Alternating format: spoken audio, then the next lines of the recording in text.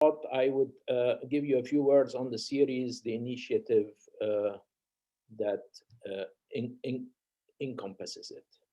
The series brings together inspiring speakers who, using their physics education and research, are addressing some of the world's pressing challenges. Climate change and economic inequality included, in addition to the topic of today's lecture. The idea for the series came together as we came together as physicists in discussion with our colleague Ali Ahmed, and envisioned ways to progress with our students, our department, in an ecosystem which is making increasing demand on quantitative thought in the context of policy related work. And so with our students in mind, we approached speakers to share their experience as physicists transitioning to the world of policy in one form or the other, in one field or the other, through presentations that touch on their work, but also come across with some mentoring message for our population of students and the interesting broader community around it. That series is part and parcel of the Physics and Public Policy Initiative, which is catalyzed by AUB physicists in collaboration with the Issam Fares Institute for Public Policy and International Affairs, the IFI at AUB, the Department of Political Studies and Public Administration, PSPA at AUB again, and the Lebanese CNRS, which is the National Center for Scientific Research.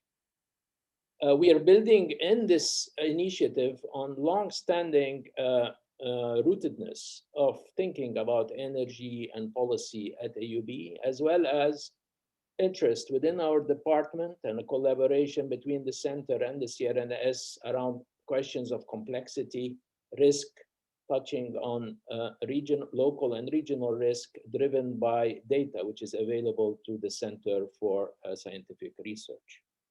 The initiative aims to explore the productive interface between physics and policy for the benefit of our students, our colleagues, and the broader community. It will further work to strengthen the exchange between its parties, integrating public policy thinking and teaching and research, contributing physics modeling and insights to public policy where appropriate, and sustaining our department's ongoing research in fusion, material science, non-equilibrium statistical mechanics, and computational physics. Concerns with nuclear arms, nuclear energy, and security have been rooted at AUB for more than 5 years now through the Energy and Security Program at the IFI, which was until recently headed by Dr. Ali Ahmed, himself a former colleague of Professor Mian at Princeton before joining AUB in 2006, and now moving on as a research fellow at the Harvard Kennedy School. The program is an interdisciplinary platform to examine the intersection of energy and security in the Middle East region. It aims to establish rigorous and technically informed research on issues on the borderline between energy, policy, and security, including the deployment of nuclear energy in the Middle East. Dr. Ahmed, as I mentioned earlier, is an integral part to our initiative and a natural bridge to the partner environments, the IFI in particular, and it was certainly through him and his efforts that we have with us today's speaker. Now to the speaker himself. Professor Mian is a physicist, scholar, thinker, and activist, one of the leading and influential voices on nuclear security, nuclear weapons, and questions of world peace. He's co-editor of Princeton University's, co-director, of Princeton University's program on science and global security, of which Ali Ahmed was an associate, as I mentioned. He is also a co-chair of the International Panel on Fissile Materials, a group of experts from 18 countries that works to reduce stockpiles of nuclear weapon usable material around the world. And he's a co-editor of Science and Global Security, an international journal of technical analysis for arms control, disarmament, and non-proliferation policy. In 2018, the American Physical Society honored Professor Mian with its Leo Szilard Lectureship Award. Established as a memorial to Szilard, a physicist who worked on the Manhattan Project and worked to prevent military use of nuclear energy after World War II. The award cited Professor Mian for promoting global peace and nuclear disarmament, particularly in South Asia, through academic research, public speaking, technical and popular writing, and organizing efforts to ban nuclear weapons. Professor Mian is no stranger to AUB, having visited in 2017 for a meeting of the International Panel on Fissile Materials, which he co-chairs. The meeting was hosted by the Issam Fares Institute and made possible by Dr. Ali Ahmed, an essential partner to our initiative. We are delighted to be welcoming Professor Mian to AUB again, virtually this time around, with the hope of hosting him live with colleagues and students in the near future. Professor Mian, the floor is yours. Thank you, Professor Touma. Thank you, everyone. I'm very grateful to Professor Touma and to Dr. Ali Ahmed for the invitation, and to everyone who's made this new initiative possible. And as I was mentioning in the conversation as people were entering the Zoom, that this is an especially important time now for conversations that cross generations on these profound issues of science and the human condition and the future of our world. So with that, let me share my screen and show you some slides that will go with my talk today. My purpose here is to not give you a lecture about physics, but to help explain the role that physicists and scientists have played in the struggle against nuclear weapons, a struggle that continues today and has taken on renewed importance because of the present dynamics of world politics that I'm sure many of you are familiar with. My purpose here is to help shape a conversation about not just the role of scientists, but the value system that physicists and scientists have brought to the policy debate on the question of nuclear weapons. And this is where it's a matter of responsibility of scientists and of the responsibility of intellectuals more broadly, given the privileges that society has given them to be able to take time to think and to reflect and to deepen their understanding on important matters. And I'll try and end with some suggestions for how to take this conversation forward in the particular context of Beirut, Lebanon, the Middle East, and the present global conjuncture. So let me begin by telling you that, the physicists in the audience certainly know, the history of the last 100 years in a profound way has been the history of physics and its impact on the world. And from the very beginning of the 20th century, as scientists deepened their understanding of the nature of the atom and the structure of nature itself, there was concern about where this understanding might lead. And so in 1902, the physicists Ernest Rutherford and Frederick Soddy provided the first explanation for radioactivity, that atoms may actually change in their fundamental form and disintegrate. And within a year, Soddy gave a public lecture connecting this new possibility that science was only beginning to understand by putting it into the context of national politics and international politics, in where he warned that if it was possible, as he says, to put your hand on the lever of atomic energy to control this process of radioactivity that had just been discovered, and explained that it would be possible to make a weapon by which we could destroy the world. And so this shadow has haunted both physics, science more generally, and the nature of warfare and the system of international states and national security decision-making in various ways ever since. It took several decades, though, for scientists to begin to imagine what the process of controlling and using this atomic energy might involve. And a key moment came in 1933 when the Hungarian physicist Leo Szilard, who was actually in exile as a refugee in London, imagined for the first time the idea of the nuclear chain reaction. And this is illustrated in a very simple way in this picture here, but I won't go into that. But Szilard immediately began to understand that this idea of controlling and releasing the energy from inside the atom could potentially liberate energy on an industrial scale and construct atomic bombs. So this ambivalence of what this nuclear energy and the understanding of science might do was very vivid to him straight away. And he encapsulated this thought with the observation that there was very little doubt that the world was headed for grief.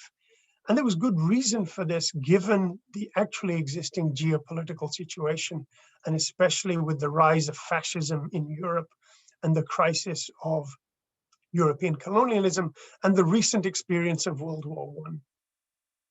And very quickly, what Szilard had imagined was experimentally recognized as the fission of uranium by neutrons, various groups.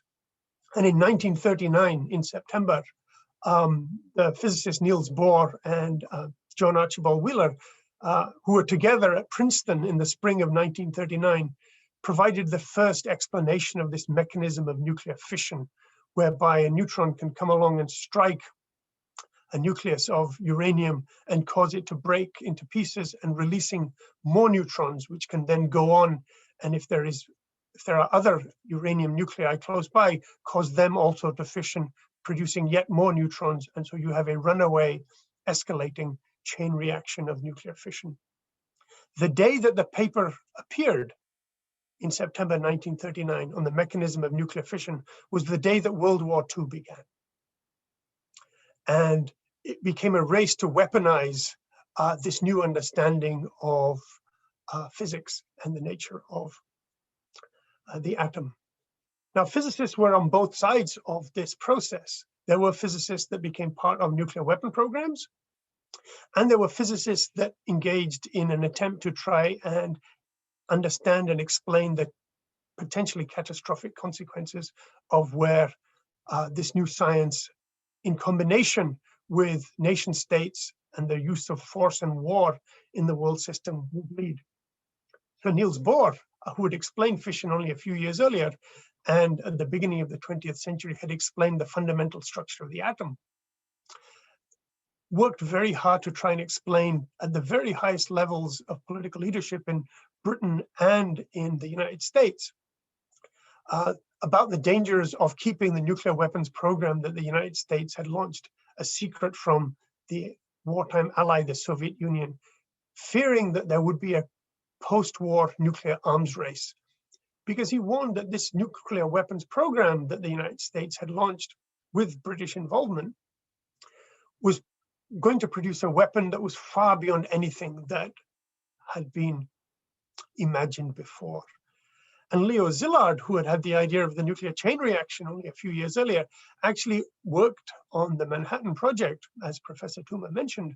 But by 1945, as the project was coming towards its climax, he organized other scientists in writing a petition to the President of the United States, urging the President not to use the nuclear weapon that was almost finished, warning that this new atomic bomb was only the first step in what this new science would make possible, and that there might be almost no limit to the destructive power that the future development of nuclear weapons might make possible.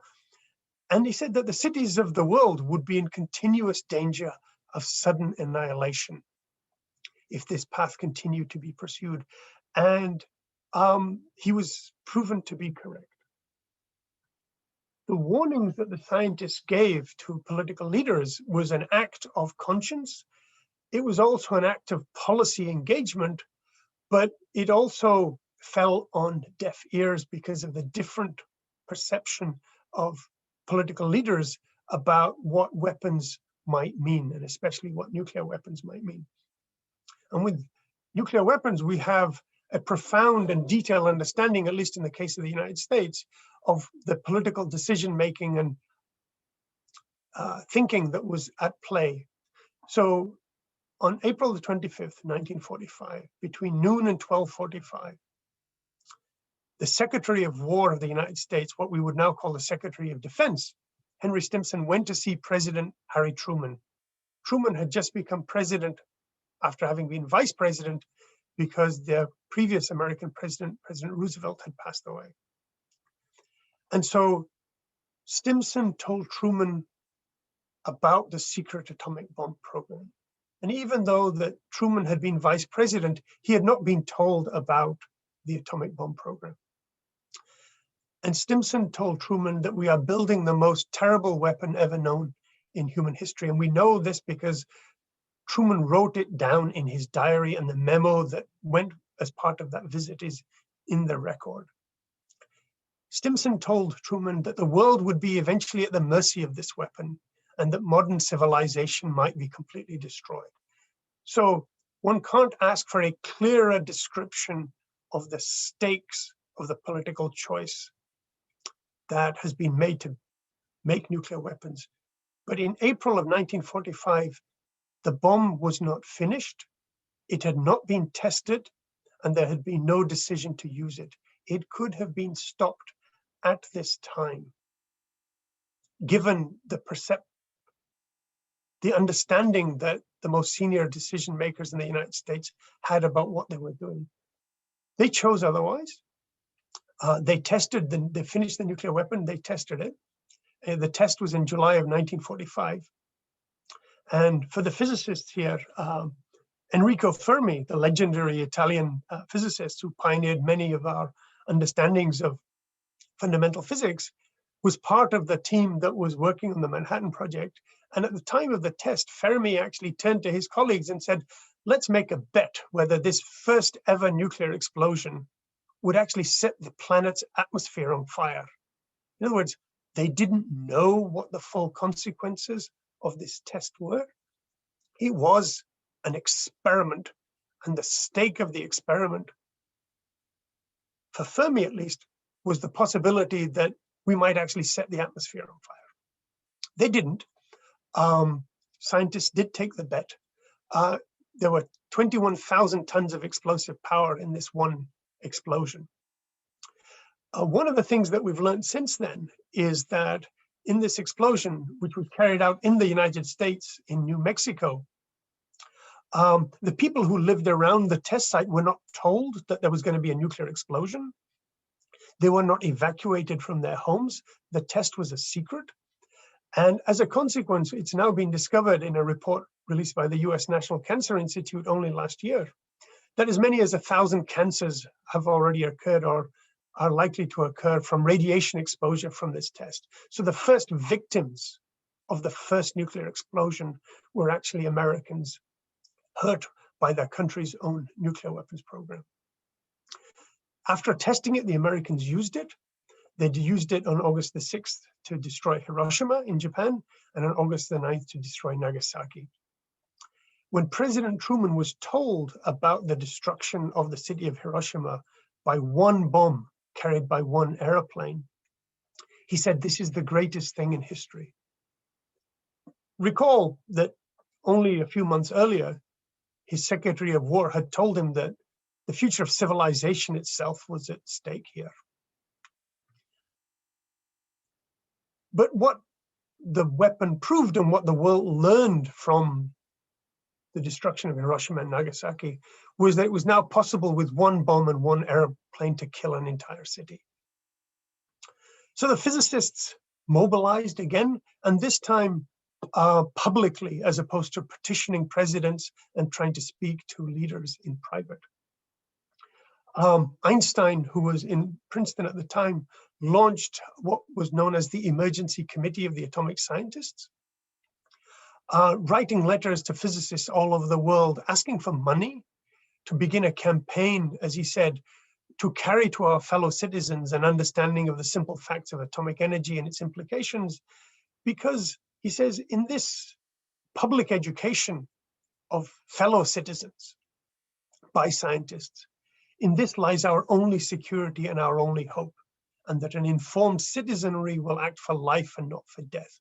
In other words, the hope is in the people and public understanding and a democratic sensibility to save themselves and their families, their communities, their societies in the face of the dangers posed by nuclear weapons in the hands of states. And the first book on nuclear weapons was released by the scientist movement, and it had a very profound title, One World or None, a report to the public on the full meaning of the atomic bomb in 1946. And it's still in print, and I commend it to you all. It has chapters by Einstein and others trying to show that the choice really that nuclear weapons posed is this profound choice between whether we have a world or whether we don't. It was the first truly existential choice and the first existential risk that humankind had made, that physicists made, and for which they carry a collective responsibility. The United Nations is also founded at the same time with the mission to, as the UN Charter says, to save humanity from the scourge of war. And the political scientists and others may know this, but others may not. But Lebanon was one of the 51 founding members of the United Nations. And it's worth keeping in mind that when the UN was founded, why were there only 51 founding members? And the answer was what we now see as the 193 member states of the United Nations. The vast majority of them were still colonies of the European imperial powers. So the first decision made by the United Nations, the very first decision, while the world is in the ruins of World War II, Resolution 1 of January 1946 calls for a way to deal with the problem of atomic energy, and specifically for a plan for the elimination of nuclear weapons.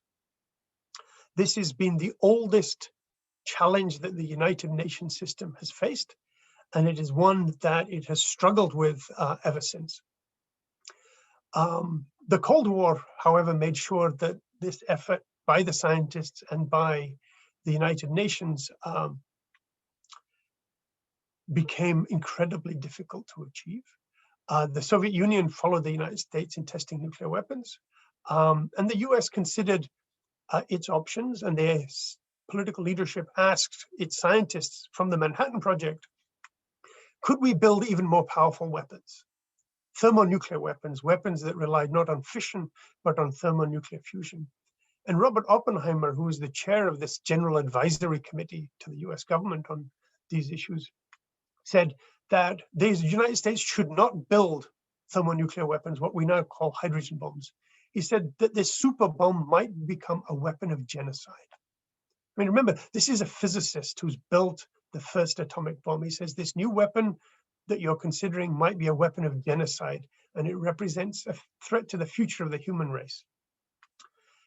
Enrico Fermi, as I mentioned, who had also worked on the Manhattan Project, and his colleague I.I. Rabi, another Nobel Prize winner in physics, went even further. As members of this committee, they wrote a minority report. And this report is available. It was classified, but it's now being declassified, in which they said that this weapon, it's so destructive that the very knowledge of its construction is a danger to humankind.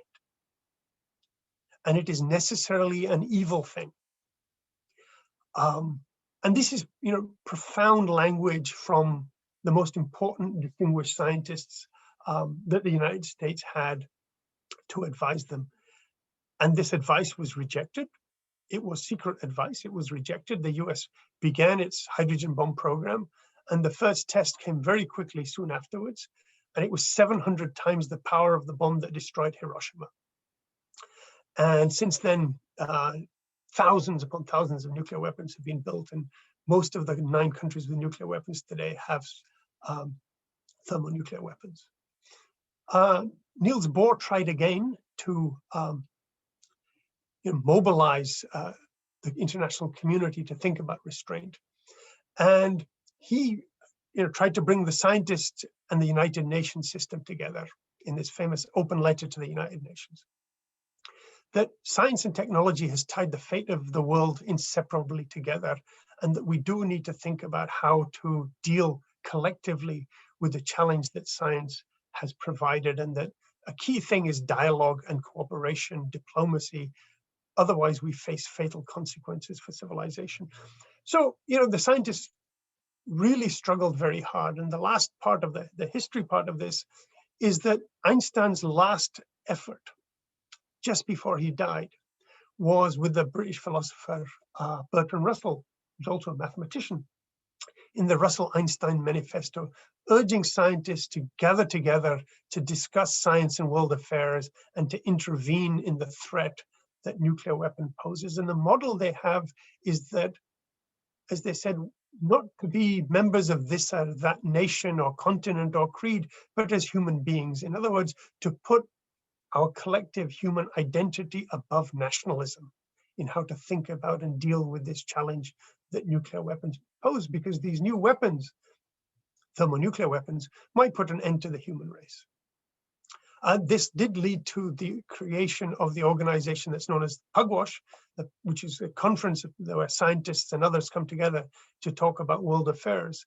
And over the next 40 years, because of their role in bringing together European, American, and Soviet scientists and others, they received the Nobel Peace Prize in 1995. And the history of this effort of scientists during the Cold War to deal with this challenge is documented in a brilliant book by Matthew Evangelista called Unarmed Forces.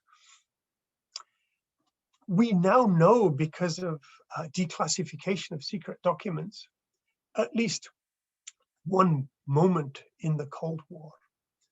In 1961, President Kennedy asked his military advisors what would be the consequences of our nuclear war plan. We have nuclear weapons. We have a plan to use those nuclear weapons if war begins. So what happens? How many people die?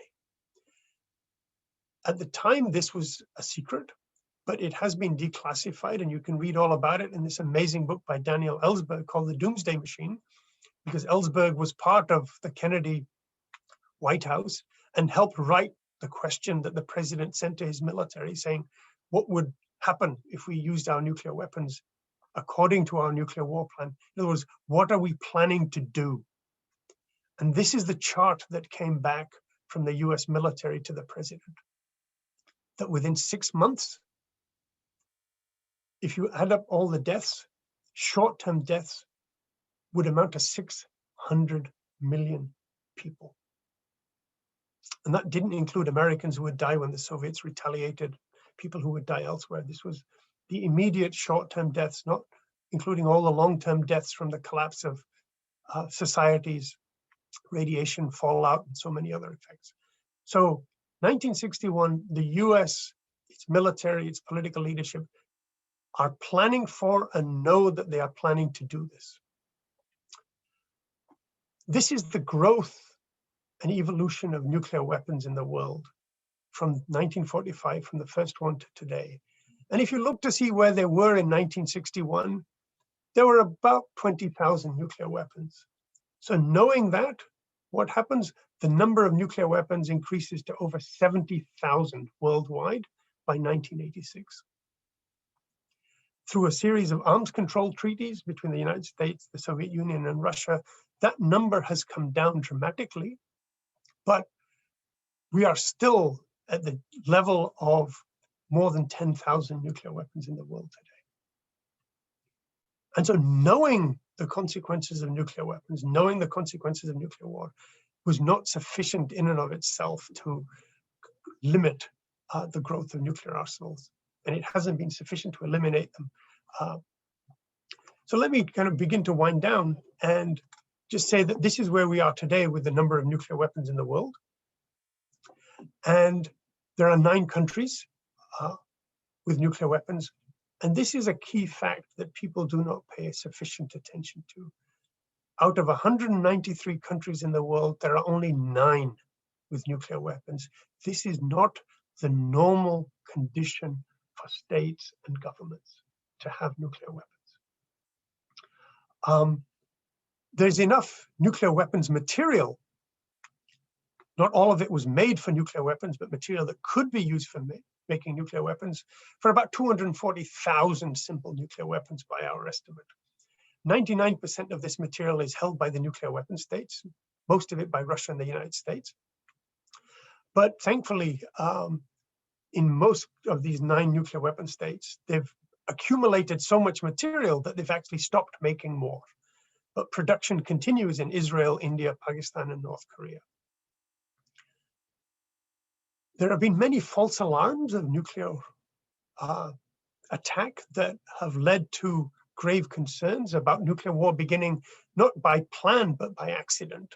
And so we have, the ones that we know about, some of the prominent ones have been ones where the US has actually released the information because it's a more open society on these matters than the others. But we know that the US radars that look for incoming missiles have seen Soviet missiles coming towards the United States multiple times for reasons that were completely spurious, including the rise of the moon, problems with computers, defective computer chips.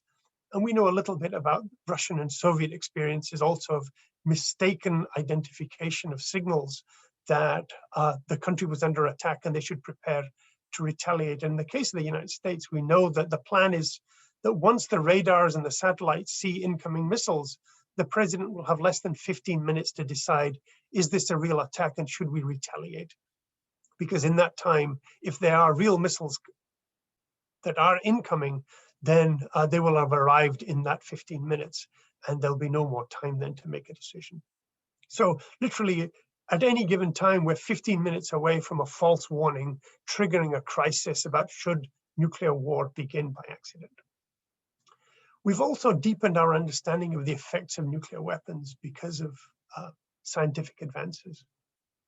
The 600 million deaths that were anticipated in 1961 by the US nuclear war planners did not include what has emerged in the last several decades as a new understanding of what happens when you drop atomic bombs on cities and set them on fire. By combining the effects of nuclear weapons with the models of climate change, the computer models that allow us to understand climate change, it's been possible to understand what happens when the smoke from burning cities rises into the atmosphere. And this graphic from studies done by Alan Roebuck and others looked at nuclear war in South Asia between India and Pakistan, where there are only 50 weapons used by each side. And as I mentioned, there are 13,000 nuclear weapons in the world. And they imagined that 5 million tons of smoke and soot would come from the burning of the cities set on fire by these 50 nuclear weapons by India and 50 nuclear weapons by Pakistan. And this shows over a period of basically 50 days how the smoke rises up from the burning cities and increasingly spreads and covers the whole world. And when the smoke fills the atmosphere, it blocks the sunlight. And so the surface of the earth would become dark and cold. The ozone layer would be profoundly damaged. These effects could last for up to 25 years, and there would be catastrophic failure of agriculture around the world. So where we are today is that the process of trying to restrain the nuclear arms race, to reduce the number of nuclear weapons, to reduce the risk and threat of nuclear war, to reduce the political value of nuclear weapons in international relations, arms control treaties, they have started to unravel in the time since the end of the Cold War. Key treaties that were established between the United States and the Soviet Union, the US has withdrawn from. And some, like the Comprehensive Test Ban Treaty that bans all testing of nuclear weapons, the United States signed it in 1996, but it has not been ratified by the US Senate. And so other countries, a handful of other countries have not also joined. And in 2020, under President Trump, the United States actually considered resuming nuclear weapons testing for the first time since the early 1990s.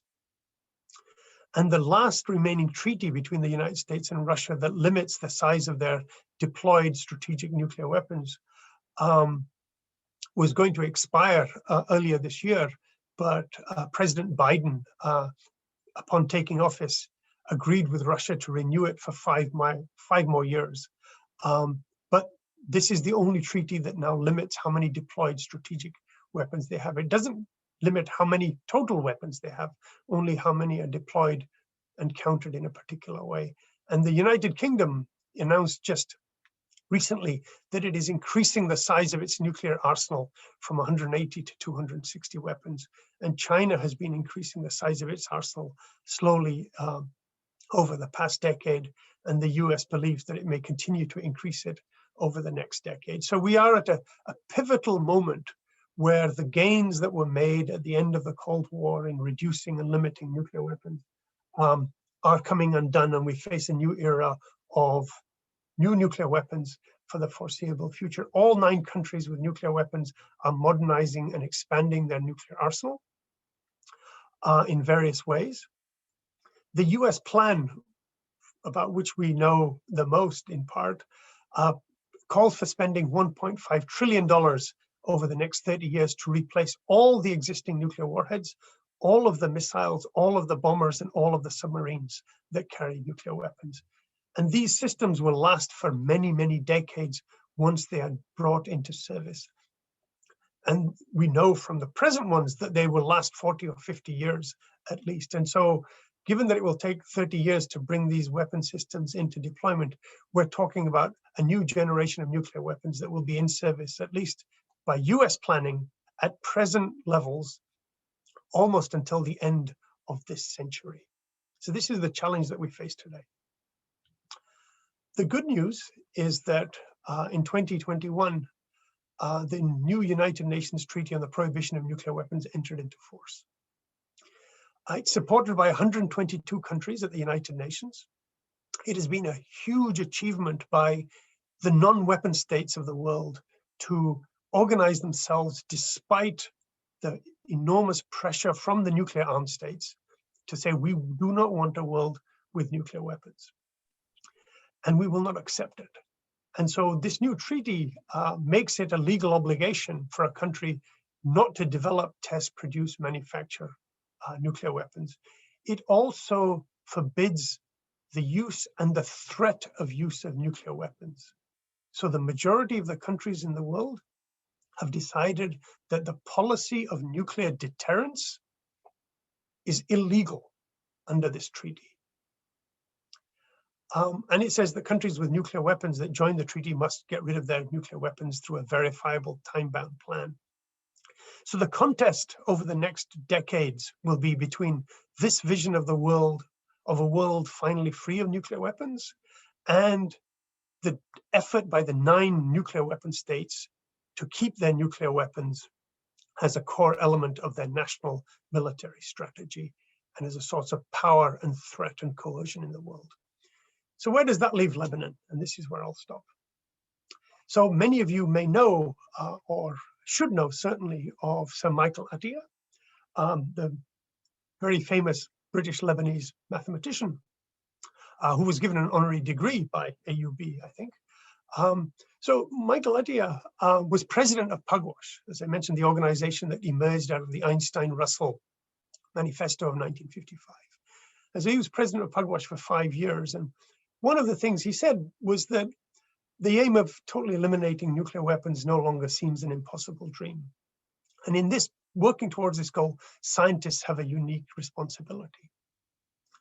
And so I was trying to think about what does that mean for where, so many of you in this audience are. Well, the first thing is that Lebanon was part of the negotiation of the Treaty on the Prohibition of Nuclear Weapons at the United Nations, but it has not signed this treaty yet. And so one of the things that one might want to think about is how can scientists and others in Lebanon work with the public and with their government to see progress on having Lebanon join this treaty and join the countries that are on the side of a nuclear weapon-free world. And as Professor Touma mentioned in his opening remarks, Lebanon lives in a very, very difficult region, which has seen one country with nuclear weapons for a long time, Israel.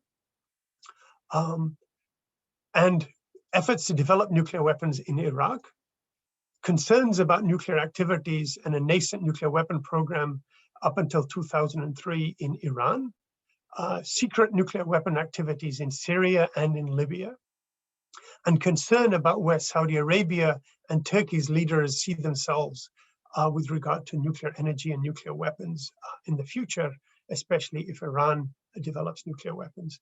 And the idea of a Middle East nuclear weapon-free zone goes back to the 1970s. And one of the things that scientists in the Middle East could do is to begin to apply their scientific and policy insights and strengths to the question of how to make such a zone technically and politically feasible and practical. In 2018, the United Nations agreed a resolution that every year there will be a conference at the United Nations on creating a Middle East nuclear weapon-free zone and a zone free of all weapons of mass destruction. This conference is to be held every year until a treaty is agreed to create such a zone. So there's space and opportunity there for scientists from the region to organize themselves collectively, to have conversations, to organize research, technical and policy research on how to contribute to this diplomatic effort to create a Middle East nuclear weapon-free zone and a zone free of all weapons of mass destruction. So there's lots to do at the global level, at the national level, at the regional level. And I think that we face a challenge that will last for decades. And I think we can use all the help that we can get. And as scientists, we have a special responsibility to try and make this work part of our agenda. And in the United States, and I'll stop here, we too have recognized the need for a new engagement by physicists to reduce the danger of nuclear weapons. And some of us have been involved in creating a new physicists coalition for nuclear threat reduction to bring the physics community, the public, and the political process back into an informed engagement with the need to end the risk from nuclear weapons. And with that, I will conclude my remarks and welcome the discussion. Thank you very much. Thank you very much, Professor Mian, for a very informative overview of the progression from the science to the bomb to attempts at controlling it, and then eventually ending by bringing the issues alive as they are in our region. We have a very broad audience who joined us today, both local and international. Our intention behind this series and behind inviting you and other colleagues to contribute to this series was primarily to engage our students around the questions of their physics education and how it prepares them to engage with matters of public policy. The question of disarmament is the question that concerns us today. I have many questions of my own, but I thought I will let the students have the floor first and then intervene as and when a lull permits. We've asked students to ask their questions via chat or use the raise hand option. I see a question immediately from Sahag Bozoyan. He's asking, are there similar treaties to prevent the use of biological and chemical weapons? That's his first question. I can go over his questions and then you can answer them at your leisure. In your opinion, could neutrality best describe Lebanon's position in future regional or international nuclear-related issues? Is there any future negotiations for nuclearizing or weaponizing space? These are Sahag's questions. So thank you for those questions. There are international conventions that ban both chemical weapons and biological weapons. As we've seen in Syria, though, that a global ban on the possession of chemical weapons and the use of chemical weapons does not mean that all countries in all circumstances, will abide by a treaty like this. And it's part of the challenge that we face to restrain and discipline states in the international system, even when treaties are put in place. Just having an international convention in and of itself is a necessary part, but it's not always a sufficient to be able to make sure that states don't make or use such weapons. But we face similar challenges in national societies also. And in terms of the question about neutrality, I think that's a question for the citizens of Lebanon to engage with themselves and think about what role they see for their country and their society and themselves with regard to their region and international issues. So I'm not sure I understand what you mean by neutrality. I think that at least as part of the Middle East region, as part of the international community, and as part of a global society, Lebanon has a role, has many roles that it can play, and it's up to people to decide what role they can play and what their country and their society can play. But I will say that going back to the Einstein-Russell manifesto from 1955 that I mentioned, we always need to be able to raise our imagination and our identity above the national imagination and above the national identity, and to think about our obligations as members of humankind, which often transcend and can run counter to what countries and states may see as their particular interest at a particular time. And the last part of the question was about negotiations for nuclearizing or weaponizing space. There are existing agreements forbidding the putting of nuclear weapons in space. And the process of trying to prevent the weaponizing of space is an ongoing struggle right now. Space is militarized. One has to be very clear about this. Space is full of military satellites, and ballistic missiles, long-range intercontinental ballistic missiles, actually spend most of their time traveling through space. After they are launched and leave the atmosphere, they travel through space before re-entry to strike their targets. And so, the space is a domain for war. But active weapon systems are not currently deployed in space on a regular basis, and certainly not weapons that are directed at attacking targets on Earth. But there is an international process to try and think about reaching an agreement on the weaponization of space. But it is frustrated, and it is likely to be a very difficult and challenging political and technical set of questions about dealing with the weaponization of space. And it's an active area of technical research and policy work. And for those of you interested in it, it's a very important area to think about. I see a couple of raised hands. We recognize our colleague Rami Khouri first. Sarah, can you help me unmute? Thank you. Thank you, Jihad, and thank you, Professor Mian. That was an extraordinary talk, informative, frightening. But there's one issue that I think is really in the minds of most people around the world who look at the US and Russia and Israel and China and all these, and North Korea and Iran, whatever. And the issue is I think many people feel that this focus on the controlling the danger of nuclear weapons, which you've shown very well, both in terms of the frightening consequences and the deep moral commitment of scientists and physicists in many countries to try to prevent this catastrophe from happening. The problem that many of us have, or the question that many of us ask, is what about the millions and hundreds of thousands who die and are injured by non-nuclear policies of these same countries? Have you in the science community ever thought about broadening your activism, which is admirable, and you have a special voice in society? But if you look at things like occupied territories, sanctions, threats, and then the militarized industrial military complex, the profit-making motives. If you look at you talked about tens of billions of dollars.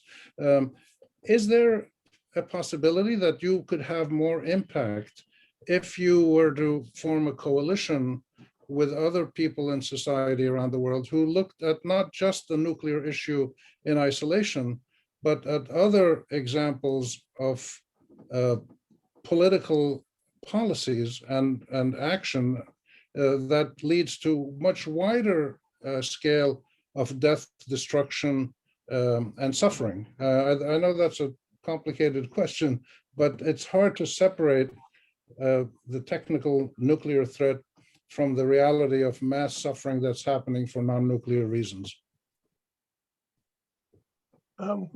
Thank you for that question. And I do agree with you about the need to keep attention and to work on these everyday issues, on the slow, unremitting oppressions and violence directed at countless people around the world by the policies of states and militaries, and the corporations that profit from military activities and from other activities that fundamentally damage the natural system upon which human society relies. So there is no doubt about that. And I do want to say that while my talk is focused on the nuclear weapons part, as I mentioned earlier on about the work by, the arguments by Niels Bohr in his open letter to the United Nations, it went beyond just talking about the danger of nuclear weapons.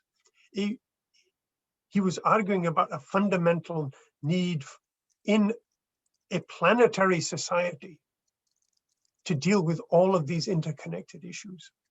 And similarly, in the Einstein-Russell Manifesto of 1955 that I mentioned, I focused on the nuclear weapons part, but the manifesto actually says that the fundamental problem we face is actually nationalism and war, right? Because that is what makes possible states to be able to seek, develop, deploy nuclear weapons and justify them, that we live in a world system of competing nation states where war is a tool of statecraft. And so that allows a structure where you can say, well, I need then the biggest, most terrible weapon, because that's the world that we live in. And so Einstein, who was a pacifist and a socialist, as was Bertrand Russell, argued not just against nuclear weapons, but as a fundamental challenge to the system of nation states and of the recourse to force in international affairs. So you're absolutely right that the core issues need to be not just the danger of nuclear weapons and nuclear war and technical issues, but these fundamental structural issues about how we have organized the world and what processes of accountability are for the death and destruction and suffering that takes place every day. And I think that when one looks at where it is that scientific communities have tried to play a role, they have tended to begin with where it is that they know best.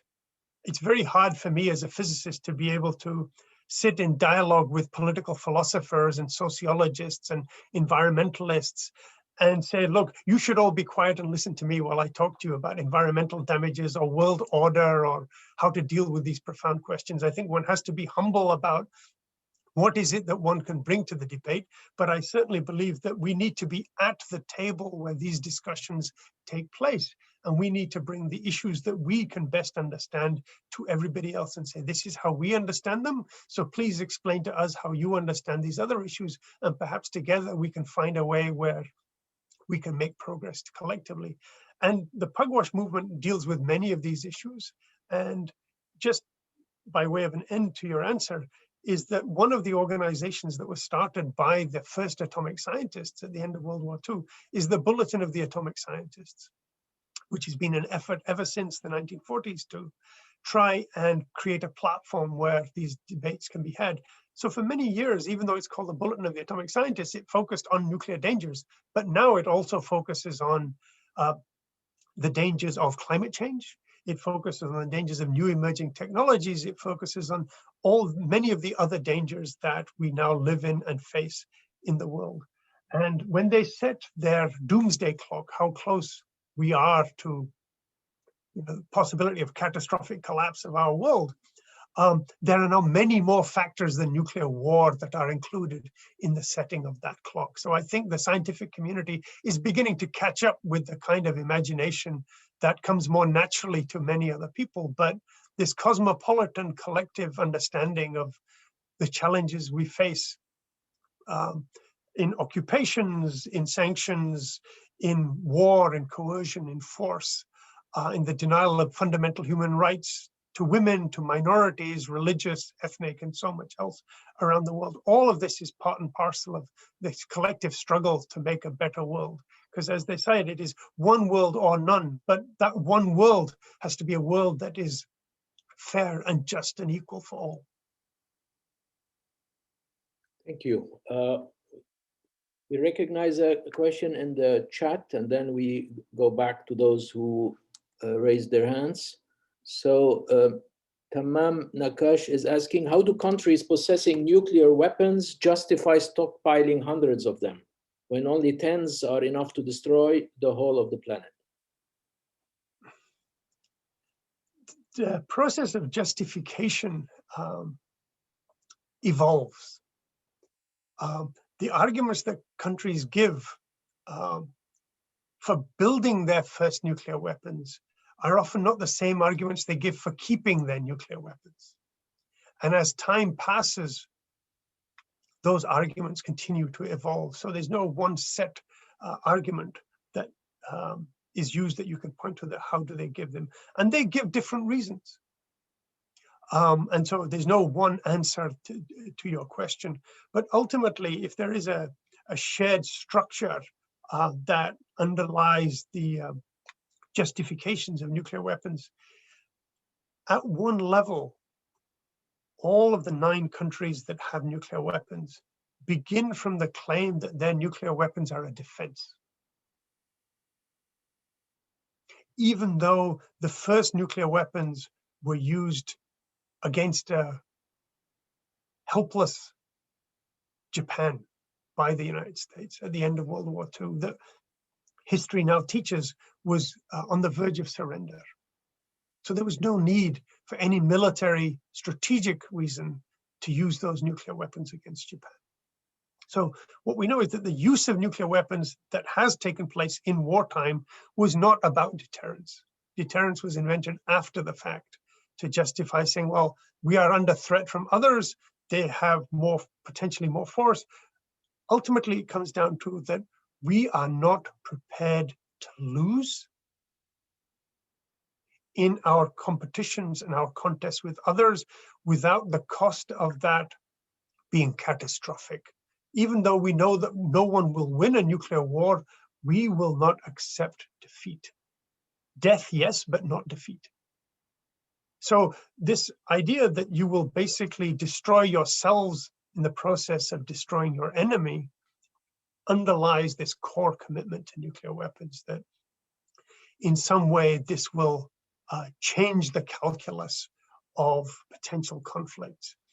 And many people who've spent their lives in the nuclear weapons system, including at the most senior levels of commanding nuclear forces, have gone on record saying it was not our good judgment that saved us from nuclear war, it was luck. And this includes people who are the commanders of the US nuclear weapons forces. They've written in their memoirs that, yes, the only thing that has saved us is good luck and God's grace, not our strategic reasoning or our planning or our forces or anything like that. And so I think that it is this presumption that somehow they will protect us from defeat, but that if we are to go to war, then no war should end in our defeat that is not catastrophic. And it becomes completely irrational. And so looking for a rational reason is something that I think that you will find in pursuing this argument about why these 9 countries continue to use nuclear weapons. And the fallacy of this argument is clear. You know, all the rest of the world has chosen not to go down that path, even though many of them could have chosen to make nuclear weapons or could do so now. I'll take another question from the chat, which is somewhat related and also addresses a broader question that I had for you on the role of game theoretic thinking in the context of this armament negotiations. So Andre Panosian, our student, asked, is the strategy of mutually assured destruction a stable equilibrium? My question would have been also, where does your community stand vis-a-vis mutually assured destruction as an argument?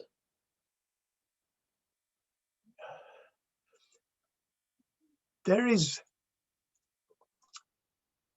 mutually assured destruction is a fallacy.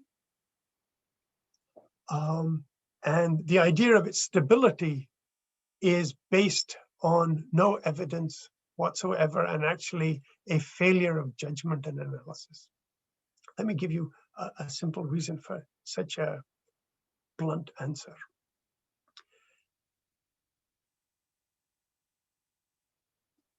When the Soviet Union put nuclear-armed missiles into Cuba, close to the American homeland, and the US, through its spy planes, saw these missiles in Cuba, the president gathered his advisors and said, so what do we do? The Secretary of Defense of the United States at that time, Robert McNamara, told the American president, these Soviet nuclear missiles in Cuba change nothing, because the Soviet Union has missiles in Russia that can reach us. So having some more missiles in Cuba doesn't change the military strategic situation whatsoever.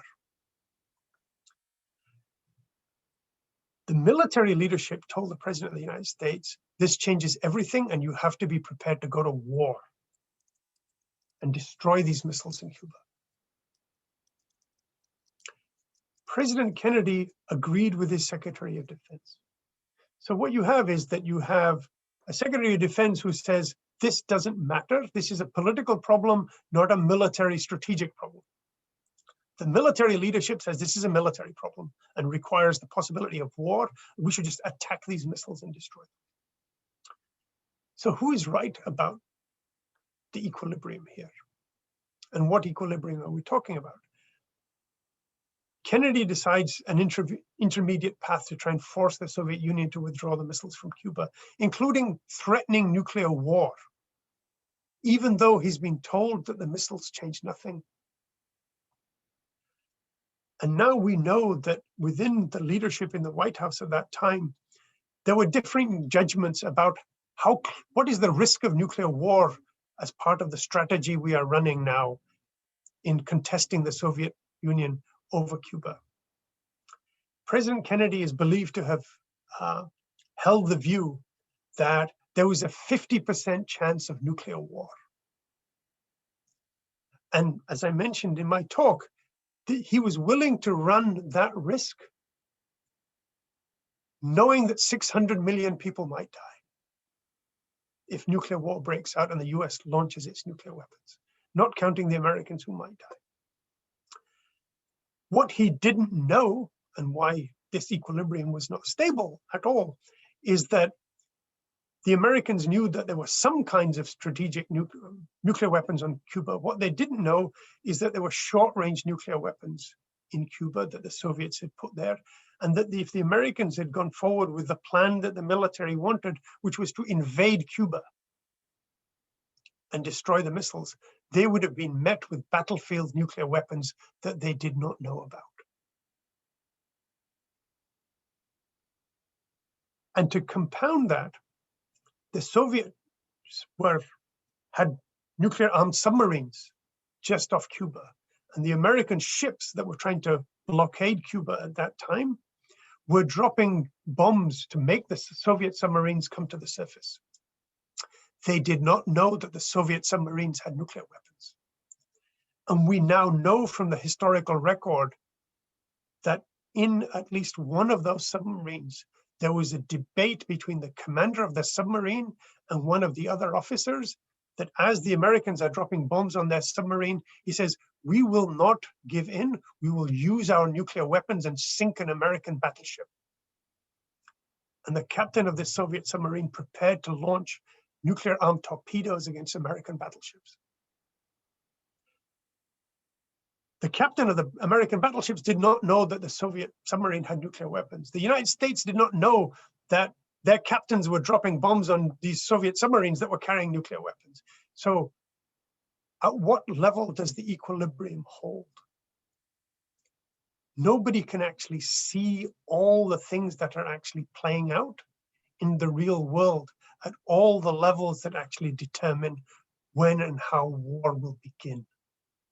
So I think the idea that there are these kind of abstract forces that are able to see everything and control everything and hold some kind of balance in play fundamentally misunderstands just how many levels and how complicated and contradictory and often dependent on one person and one minor technical process or system or gadget where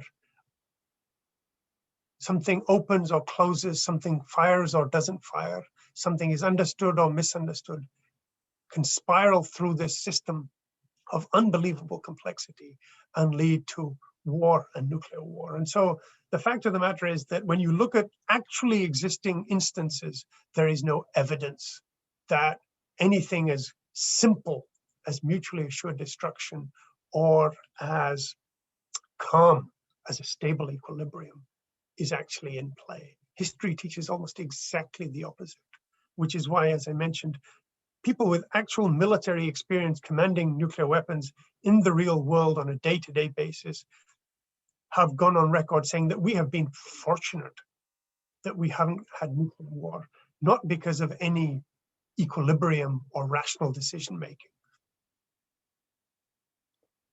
Thank you. Lots to think about. Again, with the student participation in mind, I'll take a question from another of our students, Arwa Awad. She's asking, is it an option to ban research about optimizing and developing nuclear weapons? Or is it considered a trivial right for scientists to think and develop regardless of the subject? So this is a... Somebody needs to mute themselves. Thank you. So this, again, this is an interesting and important question. So the new Treaty on the Prohibition of Nuclear Weapons actually forbids the research and development of nuclear weapons. And it's not the first treaty to do so. It's the first global treaty to do so. The African Nuclear Weapon-Free Zone also has a restriction on research. And so the question becomes, not do scientists in the abstract continue to do research on nuclear weapons, but whether scientists within a particular country that is bound by a system of laws and international agreements that forbid research and development on nuclear weapons. How would those scientists think about it versus scientists who think about it in some ahistorical, decontextualized situation? So I think the question you have to ask is actually that in the 9 countries with nuclear weapons, scientists are actually paid every month to work on thinking about nuclear weapons and making them better and what they can do with them. This is their job. This is their profession. There are national nuclear weapon laboratories with budgets in the United States of billions of dollars per year, where people go to work and do work on nuclear weapons and how to improve nuclear weapons, how to maintain nuclear weapons, how to advance the understanding of nuclear weapons. But they are a minority of all the world's scientists. And in a situation where we do have an international treaty that bans nuclear weapons and forbids research on nuclear weapons, then the question is, in what context would actually existing nuclear weapons, actually existing scientists think about doing work on nuclear weapons? For what purpose and at what cost to themselves as citizens? And with what structure of responsibilities with regard to their colleagues, their communities, their society, and to international society, that if the world has decided that this is forbidden and illegal, then what kind of person are we talking about that would say, I'm going to do it anyway? There may be some.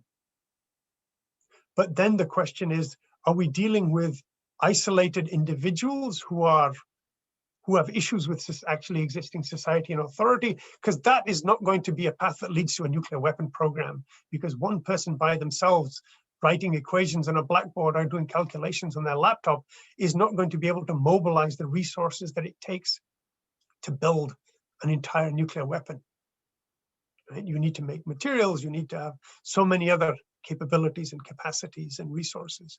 So I think the issue is not just the question of scientists doing research. The question is the context within which research is seen as being legal or illegal, legitimate or illegitimate, moral or immoral, funded or not funded, individual or collective. And so I think all of those factors need to be taken into account. Yeah, important to emphasize the context in which all of this takes place. Ali has had his hand raised for some time now. Ali? Thank you, Jihad. It's great to see also the students participating. I don't want to take much of their time as well. Thank you, Zia. This has been a real treat. And just like a quick personal note from me, I would just like to thank you, Zia, for your passion, your commitment, and your thoughtfulness, because this is what inspires people like me and a lot of young scholars in the field. So thank you for that. Part of this rationale to have this initiative is not only to think about and talk about these super pressing and important issues, but also to provide some sort of mentorship advice to our students. So here, let me use this opportunity to ask you 3 questions about your personal career path. So the first question is, I know that you are a physicist and all of our speakers started with physics. So how did this transition happen? What was the trigger that moved you from physics to what you are doing right now? The second question is how this physics education that you have gotten impacted the way you think and impacted your policy engagement. And the third question, and I hope there are not too many, is when you engage with public policy from a science background, how do you define success? This is like a mentorship question. How do you know that what you're doing is making an impact and what you're doing is important? And thank you again, Zia. Thank you, Ali. It would take a long time to answer some of those questions, but let me be telegraphic if I can.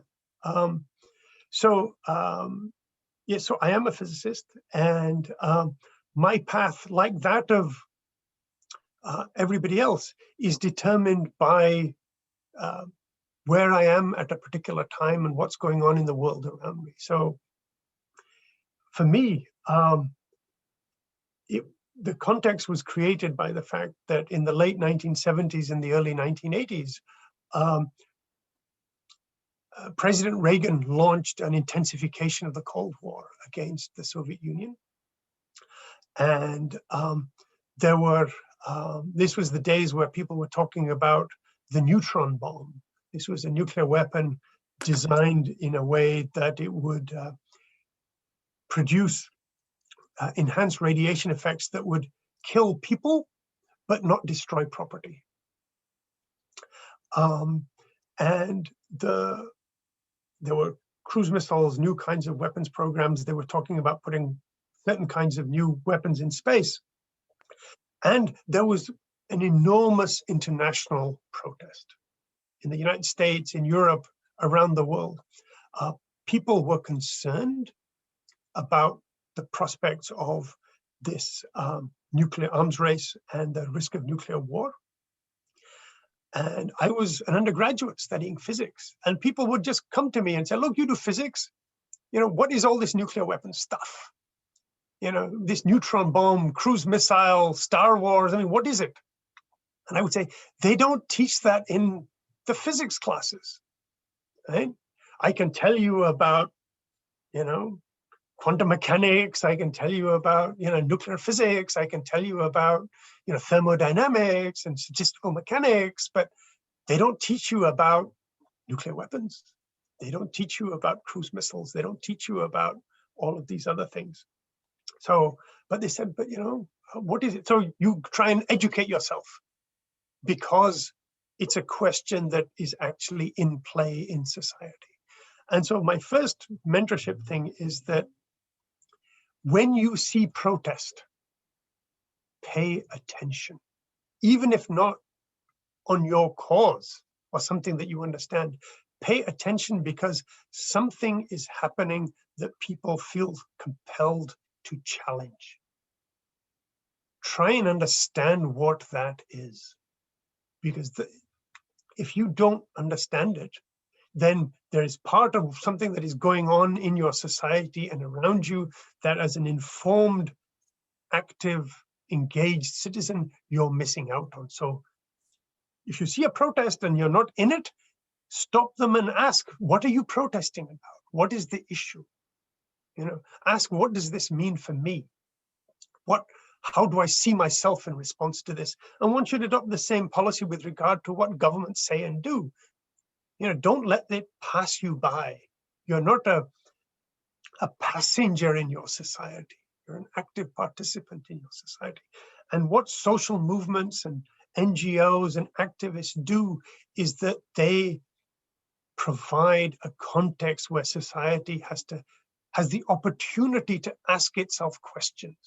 Why do we treat women this way when you see women protesting? And what's wrong? I mean, men take the oppression of women for granted because they are not the ones being oppressed. When you see women in protest, you should stop and say, why are these people protesting? What am I not understanding?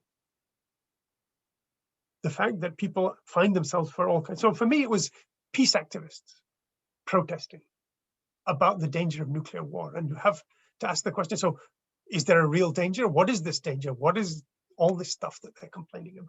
And once you begin to educate yourself, you have to decide, well, what do I think about this? And for me, it eventually became, well, I think actually the protesters are right. There is a point, there is a danger, there is a concern. And so then what can I do to help? Because you're not a passenger in your society. And so then the question became what to do. And so I pursued my career in physics and I became an activist in my spare time.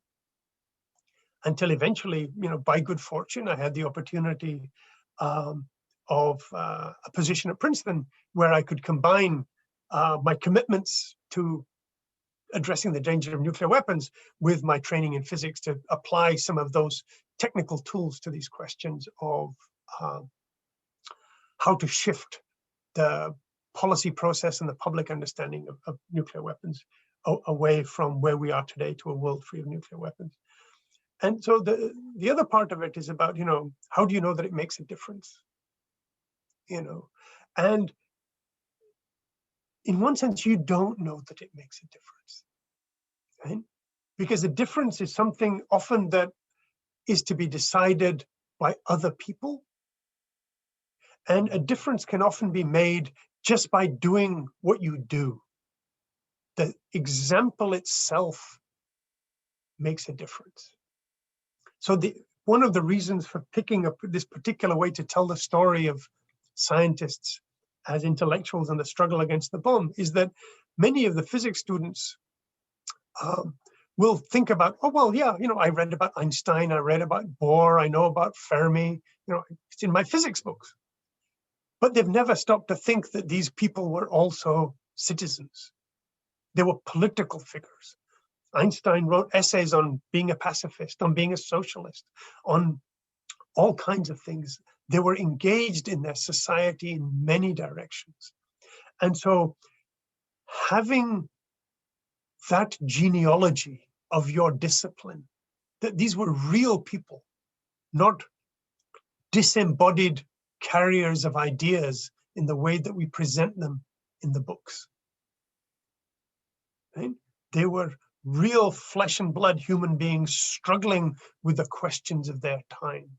So you have to see yourself as part of that tradition. We are also just flesh and blood human beings struggling with the questions of our time. And so being in struggle on the questions of our time is actually a necessary part of just doing this work, of showing up, of being part of the discussion, of educating yourself and trying to educate others.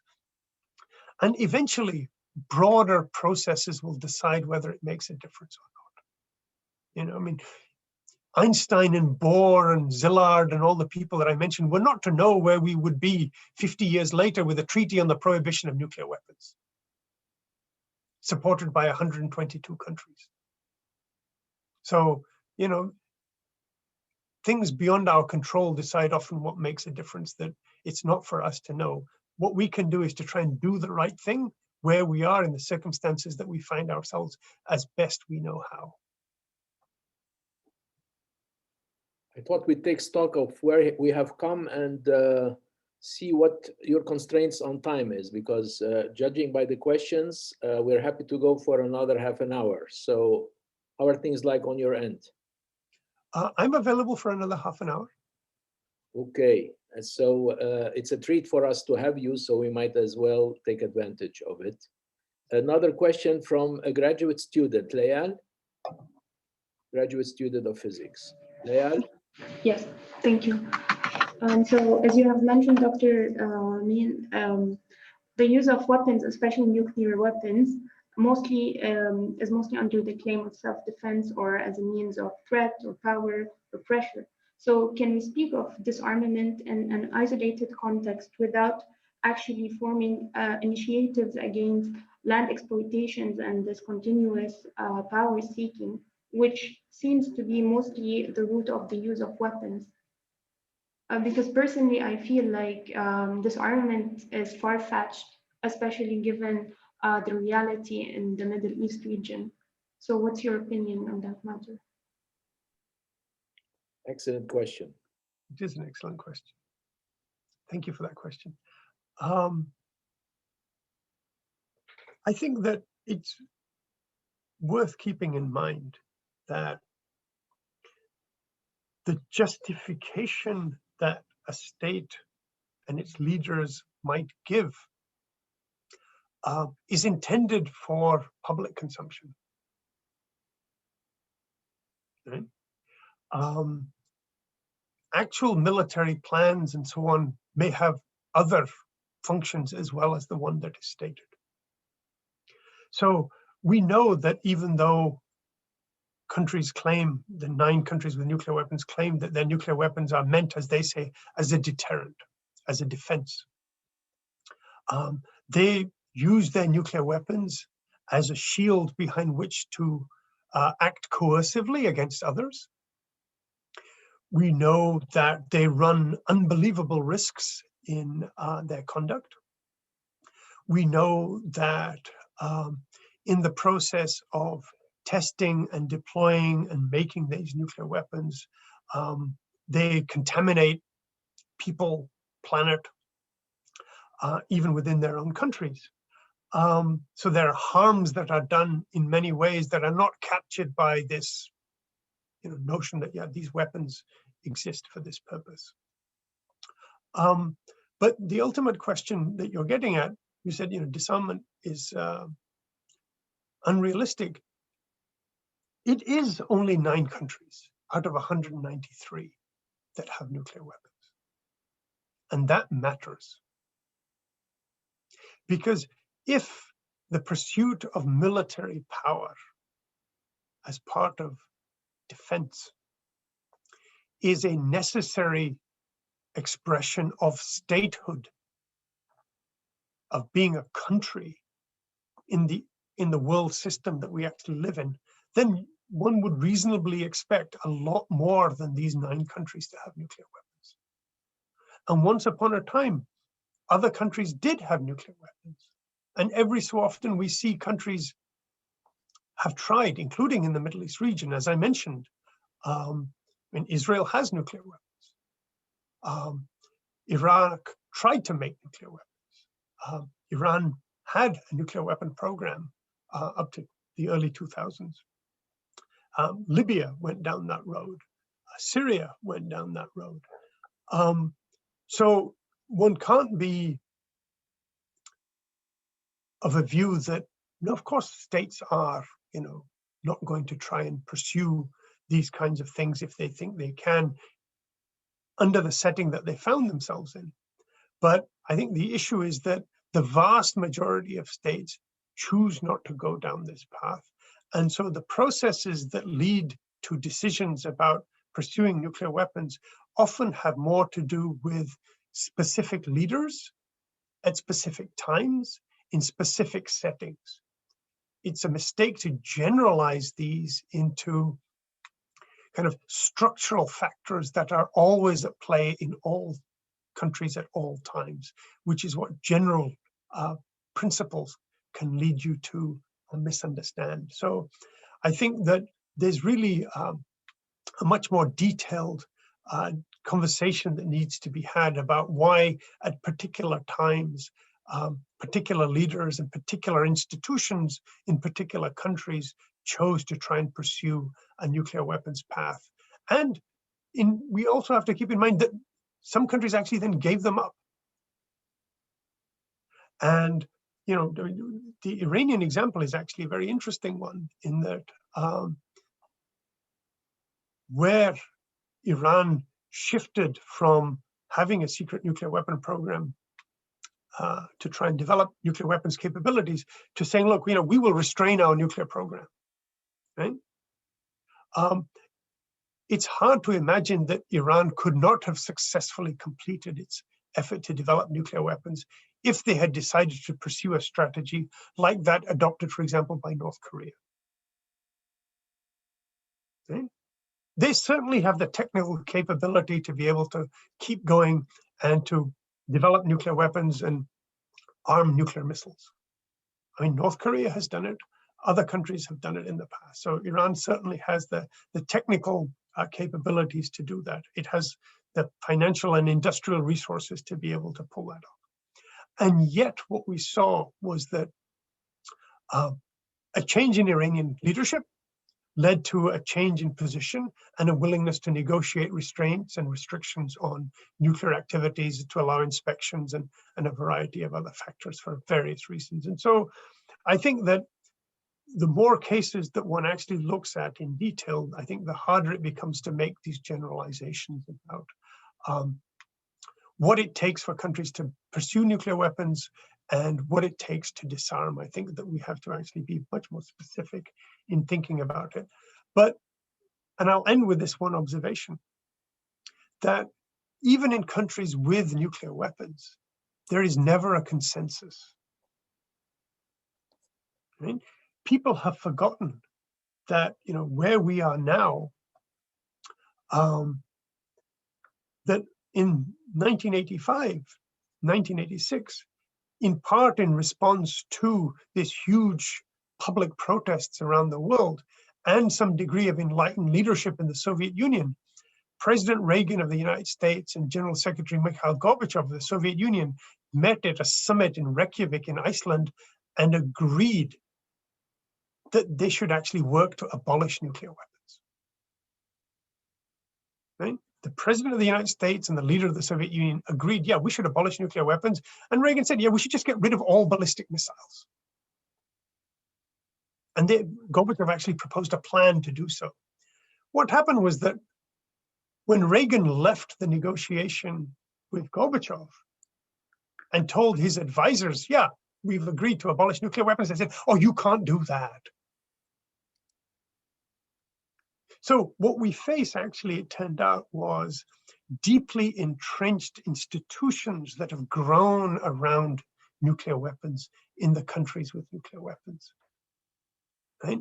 They are fighting to preserve their budgets, their privileges, their benefits, their political power. And so they often frustrate political leadership. And President Obama was profoundly frustrated by the effort to try and deal with nuclear weapons. When President Obama made his speech in Prague saying, yeah, you know, a world free of nuclear weapons, perhaps not in my lifetime, but you know, America has a moral obligation, he said, to lead the world to that goal. There was enormous resistance from inside the United States. And if you even look at opinion polling, you'll see debate inside.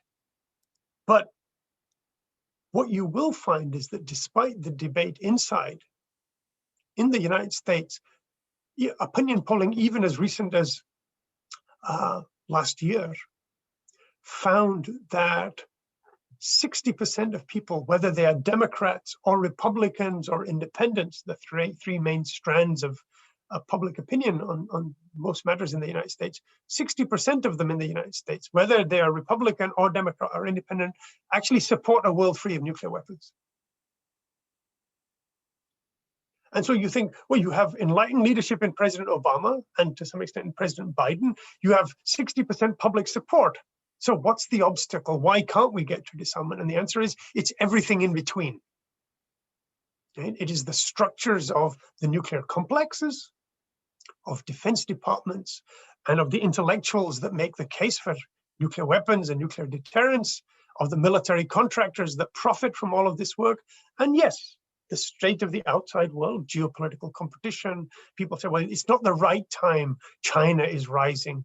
Well, when China wasn't rising, these people were making some other argument about why you couldn't give up nuclear weapons. And so I think it's not as simple as, you know, states, arms, nuclear weapons, disarmament in the abstract. You actually have to unpack this. And like I said, there are political scientists who understand all of this much better. And there's a rich literature for physicists to often learn, because other people have thought about these questions. We don't have to invent all of this stuff for ourselves. We can actually pay attention to the rich and deep and thoughtful literature about national security, decision-making, bureaucratic politics, interests, and so on that are at play on this issue as on so many other issues. Thank you. Judy? Oh, she disappeared just Judy? Okay, maybe when she Yes, yes, I'm here. Please. It was, you know, it's been a long time since I've really been mesmerized and captured. I really want to thank you all for this organizing this wonderful talk. This is amazing. I want to thank you again and again. And I you know, as I was listening, I was taking some notes and I was thinking to myself, why don't we just end, or sort of, if I have the chance now, to just throw in maybe one or two comment and a question based on the discussion and the lecture. As I'm speaking, you know, from a faculty member perspective, an educator at the university, but also someone who firmly believes that interdisciplinarity is very important, because I come from a public health background. So public health is a discipline where people work together for orchestrated efforts to improve population health. And for me, this is a very important public health issue. Disarmament, raising a culture or producing a culture of peace lovers and peace builders.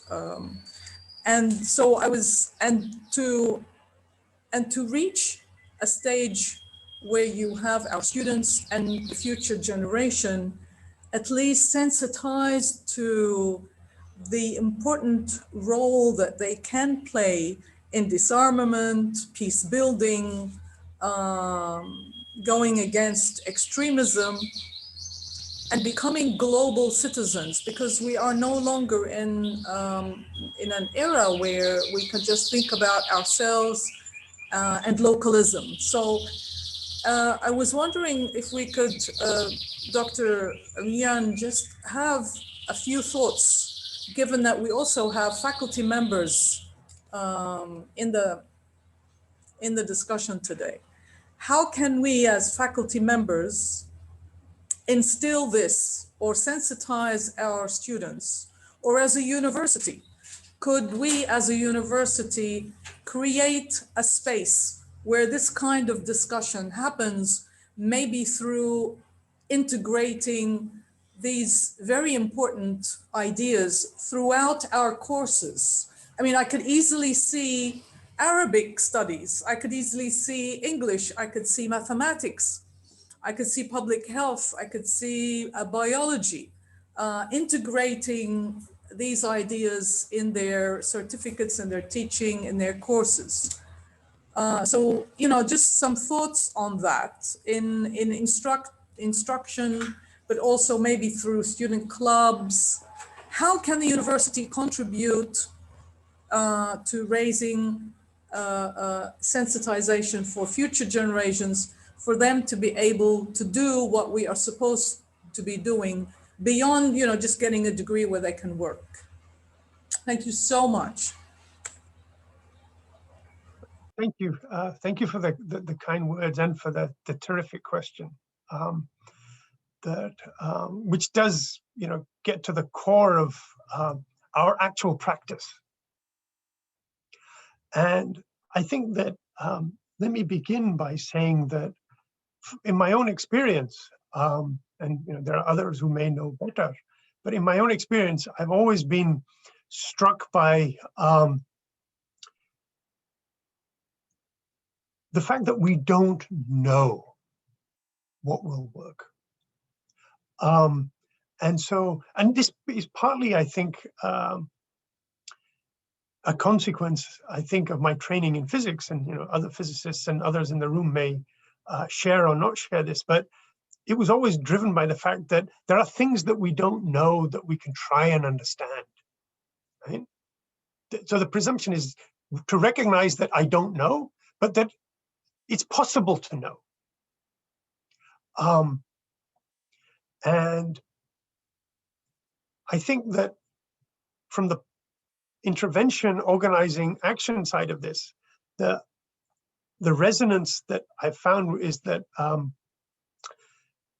a phrase that I borrowed from the title of Mahatma Gandhi's autobiography, which is called The Story of My Experiments with Truth.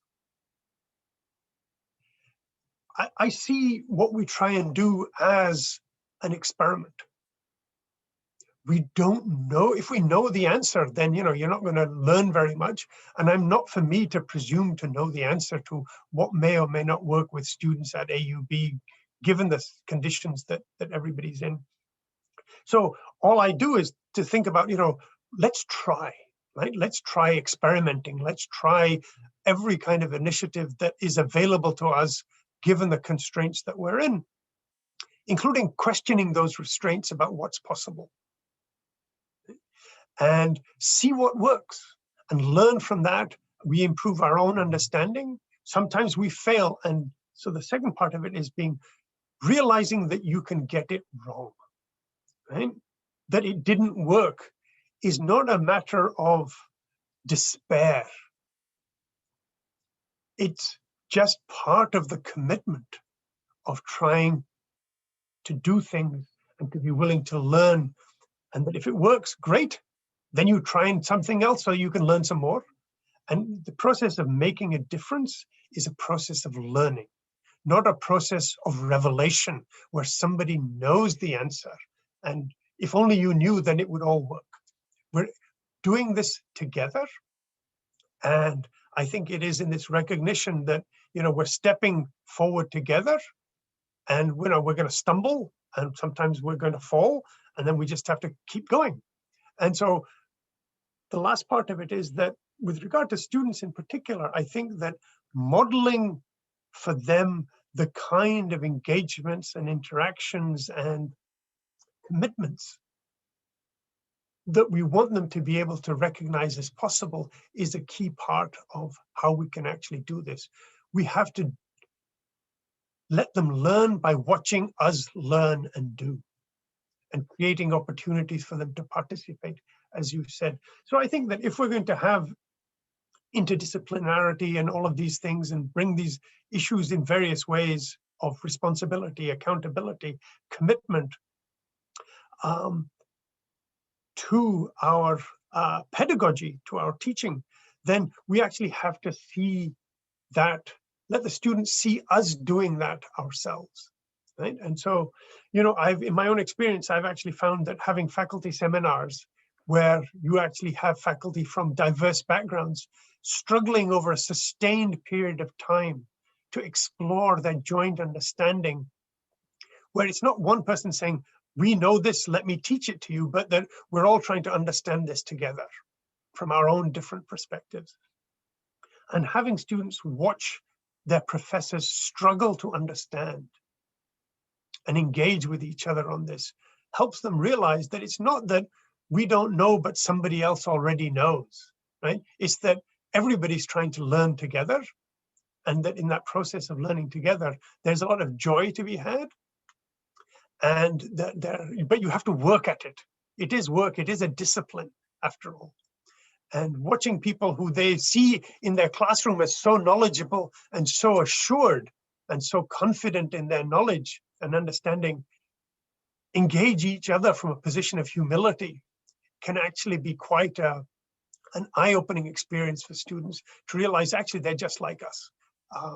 So I think that keeping our research and our own intellectual processes private, which so many of us do, is actually part of the thing that I would urge us to rethink.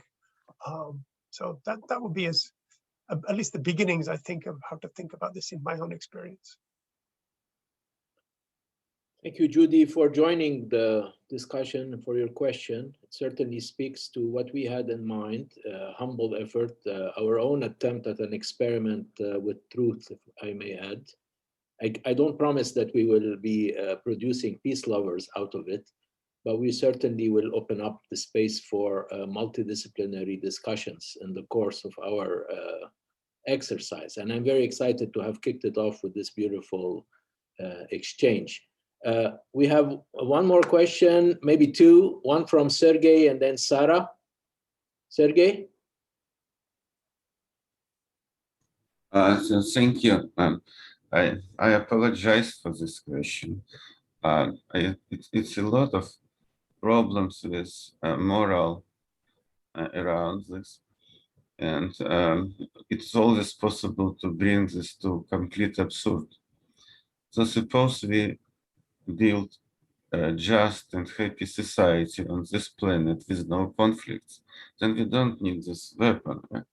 Then we have another civilization which also built a happy and prosperous society without conflict. Now, would it be possible to get in conflict with this civilization? And in this case, we possibly will have tools to destroy the whole galaxy. Yeah, so I'm afraid that well, I cannot answer this question. I don't know if there are tools to answer this at present. I see the activization in publications about unknown flying objects. Is this publications attempt to keep our nuclear weapons program going? Again, I don't know the answer, but I have the question. So sorry for this strange questions. Thank you, Sergey.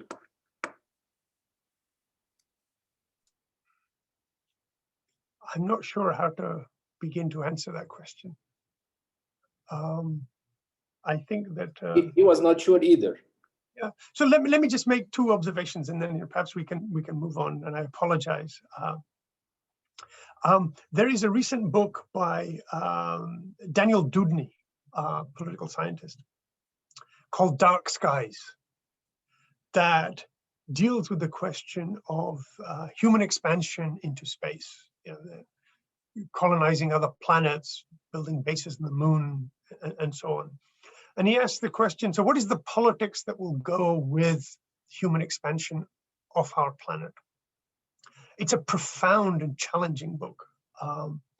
And one of the things that he says is that we will take our politics with us.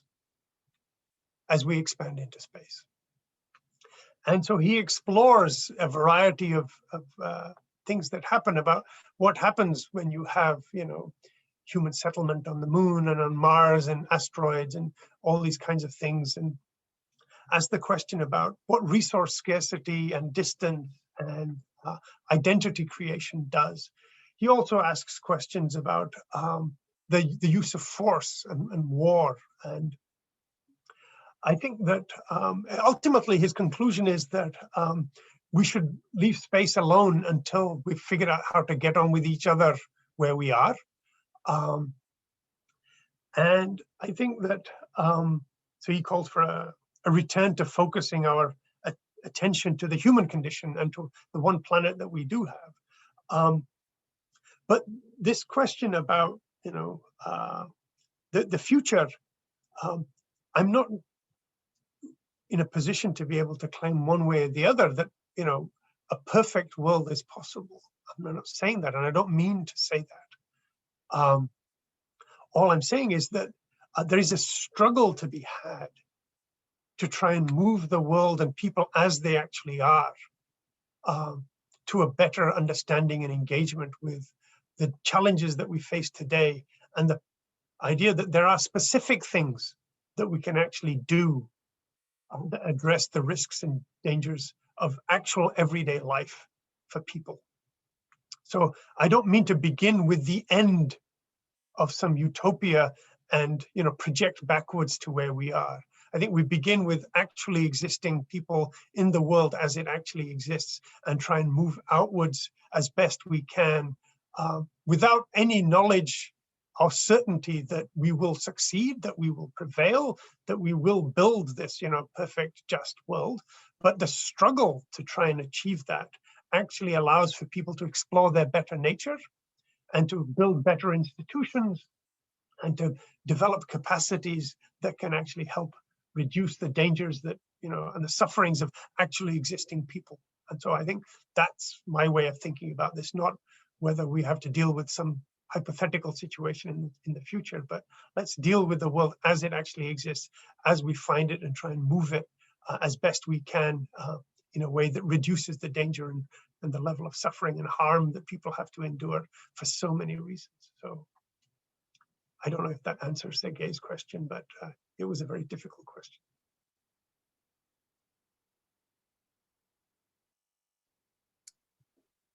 Up to you, Sarah, now. Oh, okay, thank you, Jihad.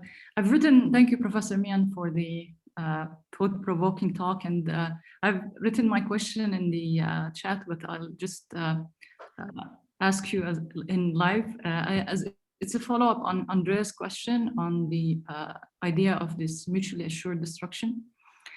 In the example you mentioned about Cuba and the US, there was a piece that was kind of the game changer in a sense. This issue of information or knowledge of the possession of nuclear weapons. So my question is, it's not that people who argue for armament are non-pacifists. It's that they're solving a different problem with a different constraint. It's from a completely game theoretic perspective. It's the information is accounted for. The information about the possession of a nuclear weapon is accounted for, and that's somehow what is the element that, in their opinion, is the deterring force for a nuclear war, in a sense. So this is there's a presumption that the person with control of the weapon is the person that makes the policy, and that's actually not the case. So there's a confusion between what a president or a prime minister or, the military leader of a country may have in terms of their notion of, this is my policy. This is what I seek to do with regard to my adversary. And I take into account that they have nuclear weapons. But the idea of states as singular, as policymakers as singular, misses out on the actual fact of the way the world works, which is that they are not singular. States are not billiard balls clashing, where any state can be replaced by any other state because there is a national interest and states will behave as states do, right? It's a very crude first order approximation that allows for certain kinds of argument to be had, but it's not actually an accurate reflection of how states actually work, and especially not how states work in a crisis when there are huge issues about who actually knows what and who is in charge of what and who is deciding what. So there are countless examples in crises where things happen that nobody expected or planned or ordered. And policymakers actually had no control over what was going to happen next. Right? So there was one case where in the middle of a severe military crisis, one of the countries that was involved actually carried out a nuclear weapon test. Nobody had forgotten, nobody remembered to tell the scientists, don't test. We're in the middle of a crisis. They had planned their test months in advance, and so they put their nuclear weapon in a hole, had a test. Everybody else saw it as signaling. Oh, they tested a nuclear weapon, they're sending a signal. This is meaningful diplomacy through the use of nuclear explosions. It wasn't. The scientists just hadn't been told, don't test. And so there was panic about how do we deal with this now? Because a signal, it was seen as a signal, but it wasn't intended as a signal. So this idea of control is part of the problem here, that states like to presume that they are in control. Leadership likes to presume that they are in control. They act and make arguments as if they are in control, because if they didn't, they would expose their own limits. And it is partly to try and avoid those limits that they talk this language of control. But the more one actually unpacks how events actually have transpired where we know how they have transpired, the more we begin to realize that actually nobody was in control. And so I'll just end with this since we are at 11 o'clock. In the last year, two major new path-breaking books have come out about the Cuban Missile Crisis.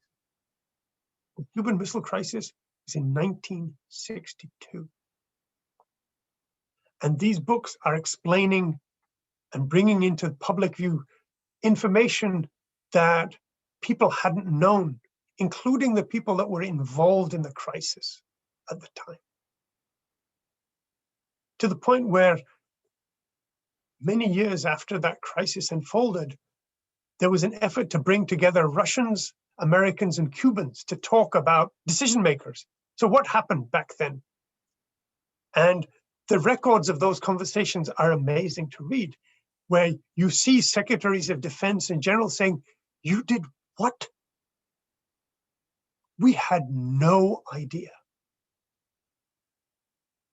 And so the fact that history keeps uncovering new unexplored facets of profound significance about a historical event so long ago tells you something, that the illusion of control that is part of the narrative of policymaking and leadership, especially when it comes to nuclear weapons, is actually part of the problem that we face. Thank you, Professor Mian. This was a wonderful interlude for us here in Beirut, for sure. On behalf of all those who joined from Beirut, Lebanon, the region, globally, we thank you all for taking the time to, one, share with us your perspective on this very important challenge to humanity and the planet along with it, for generously entertaining questions. I'm sorry for those who asked questions which we could not recognize, but I'm sure you'll be able to handle them through private exchanges should our friends and colleagues wish to do so. Many of the issues raised are all topics for extended discussions in themselves, and I hope we can follow up with them in our explorations of these issues with you and colleagues in the near future. To those who joined us and are still with us, the series continues in June with contributions touching on other very important challenges facing the planet, global climate change, and a physicist's perspective on the problem from the point of view of policy practice, and questions touching on the economics of poverty as approached from a statistical, mechanical perspective, this time from a practicing physicist. Then we have a talk touching on space security. So much to look forward to. And again, with the intention of bringing these questions to a broader audience and engaging students, faculty, interdisciplinarity around these issues. So once again, thank you, Professor Mian, for your generosity and your inspirational contributions, the grace with which you handled many difficult questions. I had a lot of challenging questions for you, but I leave them for some other time. Thank you. Thank you, Professor Touma. Thank you, Dr. Ahmed. Thank you all for your patience and your kindness. Thank you. Thank you, Zia. Thank you very much. Okay, bye. Thank you.